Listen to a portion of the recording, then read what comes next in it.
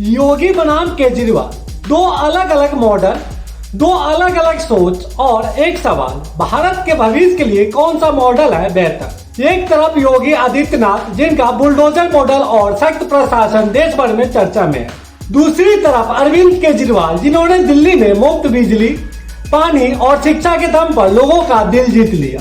लेकिन सवाल यह है, क्या योगी का सख्त रवैया और कानून व्यवस्था पर जोर भारत को आगे ले जाएगा, या केजरीवाल का मुफ्त सेवाओं और शिक्षा स्वास्थ्य पर फोकस वाला मॉडल ज्यादा असरदार है। दोनों नेताओं की अपनी अपनी ताकतें हैं, लेकिन कमियां भी कम नहीं है। इस वीडियो में हम खोलेंगे इन दोनों मॉडलों की पूरी कहानी, क्या सही क्या गलत और कौन है असली गेम चेंजर।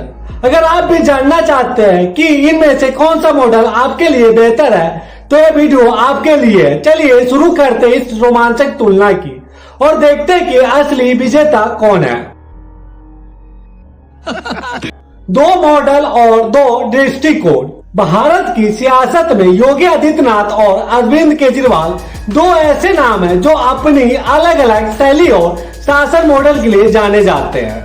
उत्तर प्रदेश जैसे विशाल राज्य के मुख्यमंत्री योगी आदित्यनाथ ने अपने सख्त प्रशासन और बुलडोजर मॉडल से सुर्खियां बटोरी, तो दिल्ली जैसे छोटे लेकिन महत्वपूर्ण केंद्र शासित प्रदेश में अरविंद केजरीवाल ने मुफ्त सेवाओं और शिक्षा स्वास्थ्य सुधारों से लोगों का ध्यान खींचा।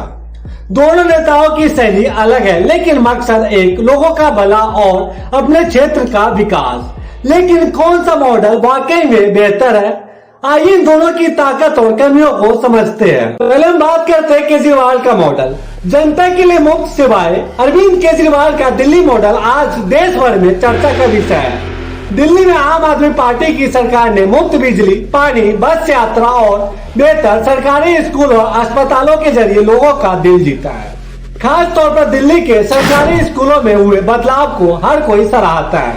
पहले जहां सरकारी स्कूलों की हालत खस्ता था, वहां अब आधुनिक क्लासरूम, स्मार्ट बोर्ड और बेहतर शिक्षक है।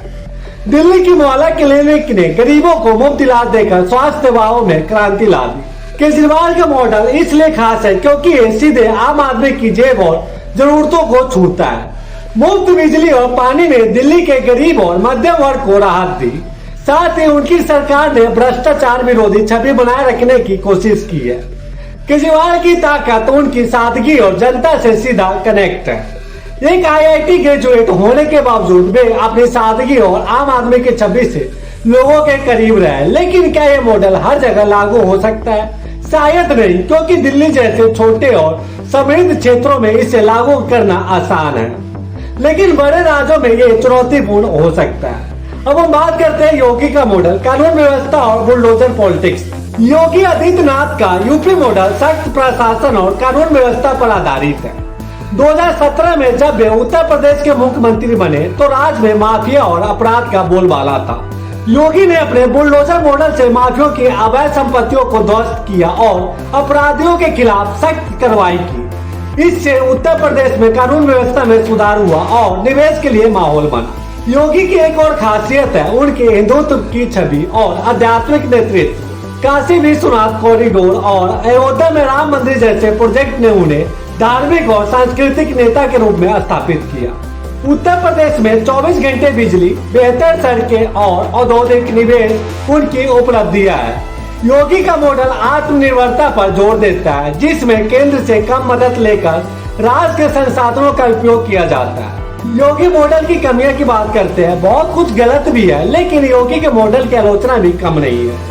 सबसे बड़ा सवाल है, क्या बुलडोजर मॉडल कानून के दायरे में है?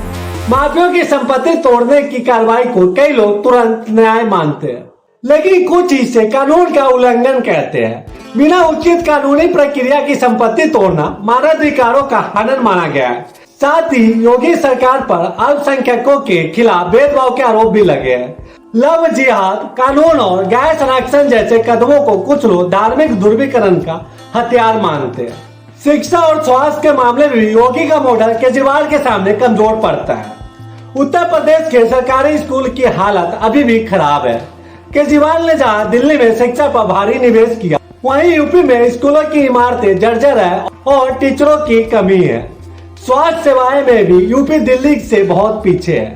अस्पतालों में बुनियादी सुविधाएं का अभाव और डॉक्टरों की कमी आम बात है। योगी सरकार पर एक और आरोप है कि वे केवल हिंदुत्व और कानून व्यवस्था पर फोकस करते हैं, जबकि बेरोजगारी और महंगाई जैसे मुद्दों पर ध्यान कम है। 2024 के लोकसभा चुनाव में बीजेपी को यूपी में नुकसान हुआ, जो दर्शाता है कि जनता में कुछ असंतोष है। साथ ही योगी का सख्त रवैया और बुलडोजर बाबा की छवि कुछ लोगों को डराती भी है। अब हम बात करते हैं केजरीवाल मॉडल की कमियां। केजरीवाल का मॉडल भले ही जनता को लुभाता हो, लेकिन इसकी भी सीमाएं हैं। मुफ्त सेवाओं पर अत्यधिक निर्भरता दिल्ली की अर्थव्यवस्था को लंबे समय में कमजोर कर सकती है। यमुना नदी की सफाई जैसे वादे अधूरे रहे, जिससे योगी ने भी तंज कसते हुए उठाया। साथ ही केजरीवाल पर भ्रष्टाचार के आरोप लगे, जिसने उनकी साफ सुथरी छवि को नुकसान पहुंचाया। तो बात करते हैं कौन है बेहतर। अगर शिक्षा और स्वास्थ्य की बात करें तो केजरीवाल का मॉडल कहीं आगे है। दिल्ली के स्कूल और मोहल्ला क्लिनिक देश भर के लिए मिसाल है, लेकिन बड़े पैमाने पर लागू करने के लिए योगी का मॉडल ज्यादा व्यवहारिक लगता है, क्योंकि आत्मनिर्भरता और कानून व्यवस्था पर जोर देता है। हालांकि योगी की नीतियों में सामाजिक समावेशिता की कमी और धार्मिक ध्रुवीकरण की आलोचना उन्हें कमजोर करती है। तो दोस्तों, केजरीवाल का मॉडल क्यों है बेहतर?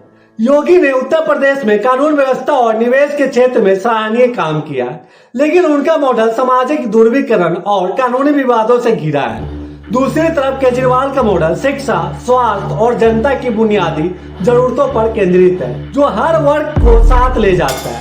इसलिए अगर समग्र विकास और सामाजिक समावेशिता की बात करें तो केजरीवाल का मॉडल ज्यादा प्रभावी और प्रेरणादायक है।